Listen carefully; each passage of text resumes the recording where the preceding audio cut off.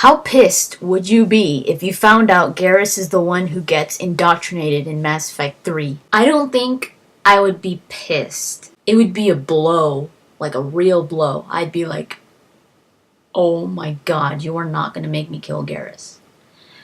But I would do what I would have to do. If Garrus becomes indoctrinated and you have to, like, say, kill him or something, I would do it. I wouldn't be like, screw it, I'm not going to do it.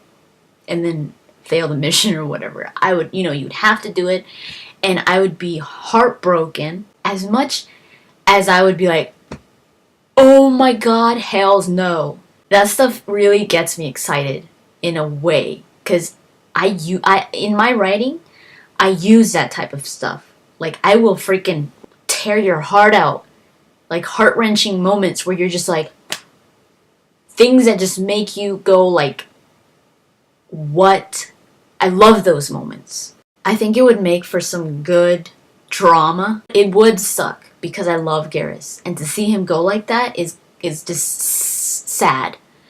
But it would make for some good drama. I mean, oh my god, that would be such an emotional moment that I wouldn't trade that.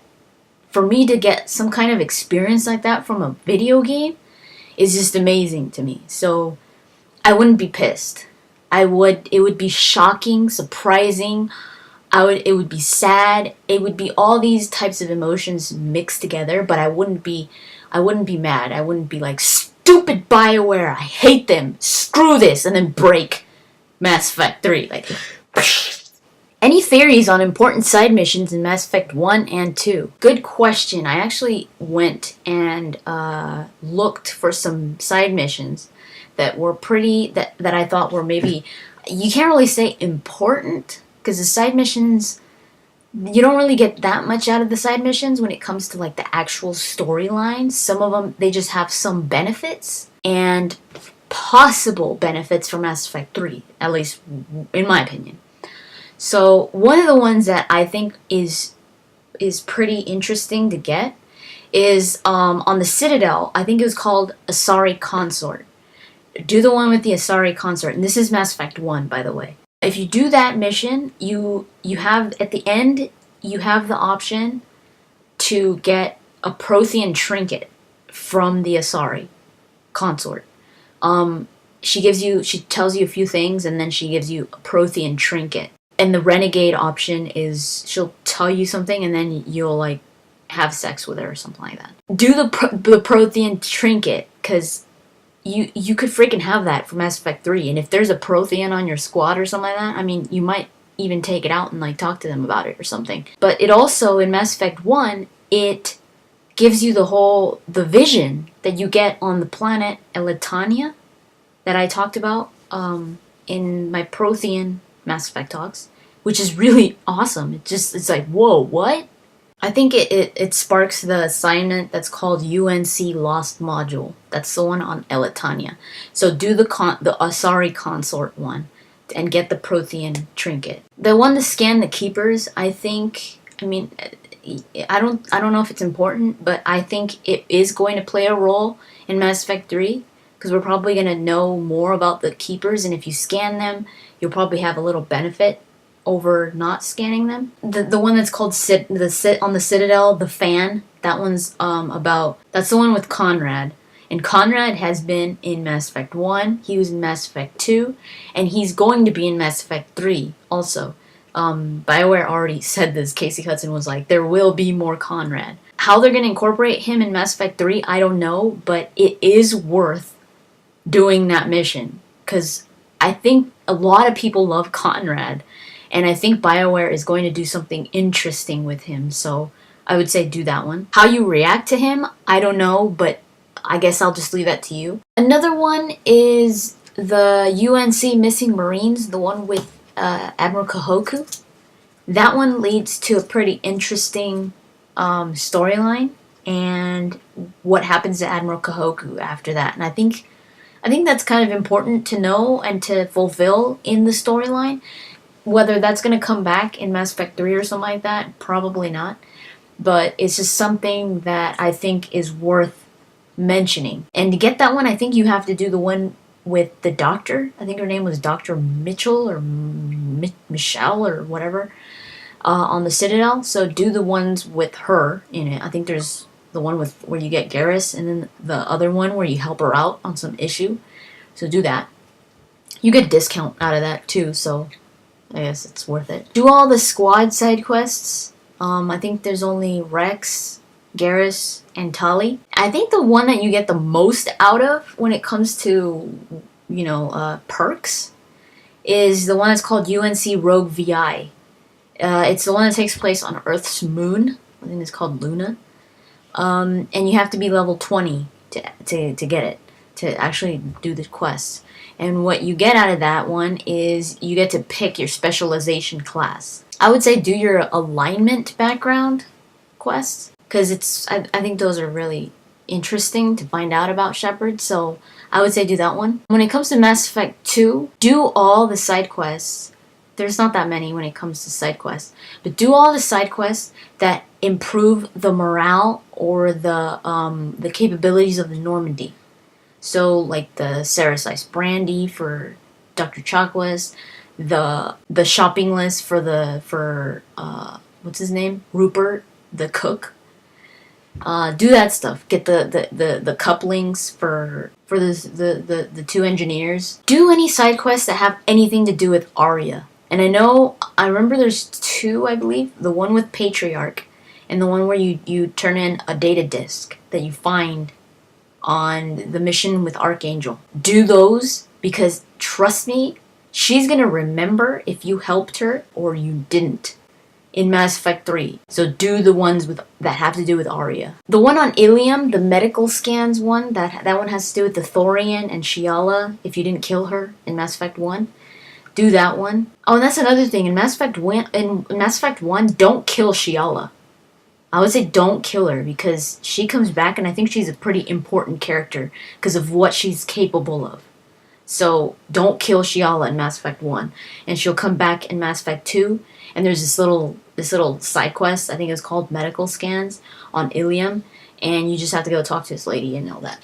But she talks about the Thorian, and she talks about Zoo's Hope and all that. And I think that will probably come back in Mass Effect 3 somehow. Do any that gives you discounts at the stores. There's just a little, benefit there. And I don't know if you guys remember the Quarian. His name was Ken on Omega.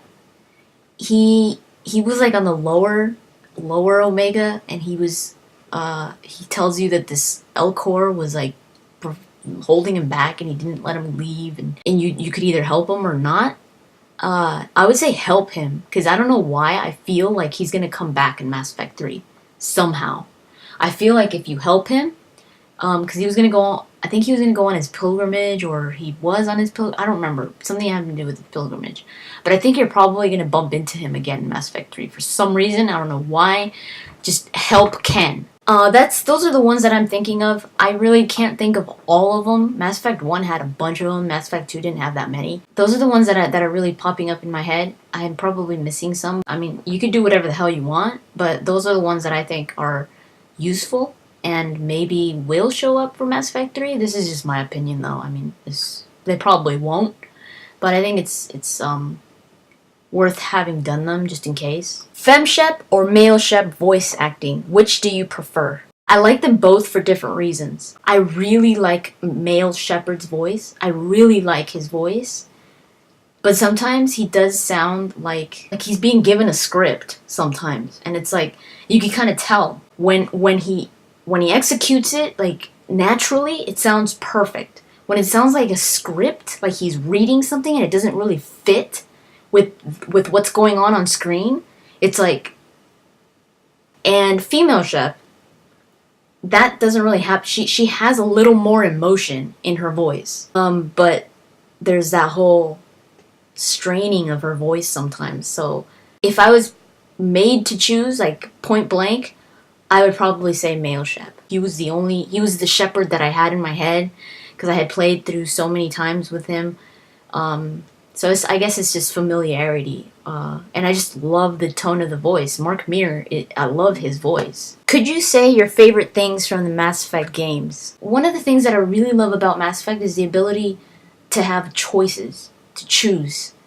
And I'm not talking about the actual choices. I just mean the ability to choose. Like, you know, your typical RPG. I love that. The characters is probably the main thing that I love about Mass Effect. The characters and the character development. They're just amazing characters in this game. They're just so lovable and they're well written, and the acting for them is just awesome. So I love the characters. The concept of the game, like the storyline and all that, just the idea is awesome to me. I love sci-fis, and just being able to be a part of that type of world is so cool. The exploration, and I don't mean like sandbox type of exploration, because we know that that's not part of Mass Effect, but I mean the exploration of the galaxy, like having to do side quests. And I'm talking more about Mass Effect 1, because there was more exploration in Mass Effect 1. But I just thought that was so much fun. A lot of people didn't really like that, but I liked being able to go to planets. I love how Mass Effect 2 has it, where you can actually see the Normandy flying in the little on the little map, on the space map. I forgot what it's called. The customization, and I'm talking about Mass Effect 1 because that kind of went bye-bye in Mass Effect 2, but the customization in Mass Effect 1 with the weapons and the armor and all that, I thought that was so cool. I'm really glad they're bringing it back for Mass Effect 3. And the combat system, I really like the combat system because it's simple. It's not complicated. And RPGs, the combat system in RPGs is pretty complicated. Like, it's not so it's more about pausing and strategizing and not like in the moment, you know, like shooters where you're just like, oh my, you react, right? You gotta react right there. And Mass Effect blends both RPG and shooter very well, in my opinion. Have you found the second Prothean beacon through the anomaly in Mass Effect 2? I'm pretty sure you're talking about the one on the planet Job. I did find it, but that's actually not a beacon. That was a Prothean video log. And the difference between the Prothean video logs and the Prothean beacons is that the video log was only made to record, like to record a video. That's all it did. And the Prothean beacons, they were actually communication devices. So they were like the internet or like a telephone where you could actually communicate from one person to another, from one beacon to another.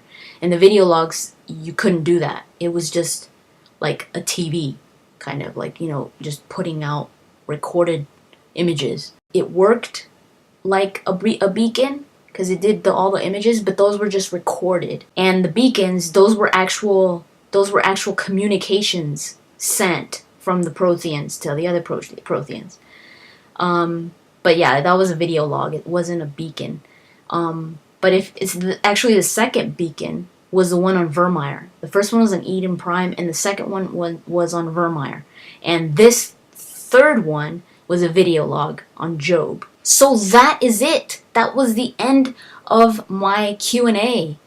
I really appreciate you guys asking me all these questions, your interest. I really appreciate it. It means a lot to me. I had a lot of fun answering all of these. A lot of these were really good questions. I will admit, I actually underestimated what type of questions I was going to get. I thought I was going to be getting like what's your favorite color and what's your favorite animal, that type of thing. But I mean, you guys gave me some awesome questions, and I was just like, whoa, these guys are, you know, the real deal. So I really appreciate that you guys took the time and thought about the questions that you really wanted to know. So I hope you guys found these interesting and entertaining, because that was what I really wanted. I really wanted to show my gratitude for your guys' support and really give you guys something that you really that was, you know, kind of out of the ordinary of just me talking about video games. I really wanted to have that connection with you guys. So again, thank you. I love you guys. I'll talk to you guys later.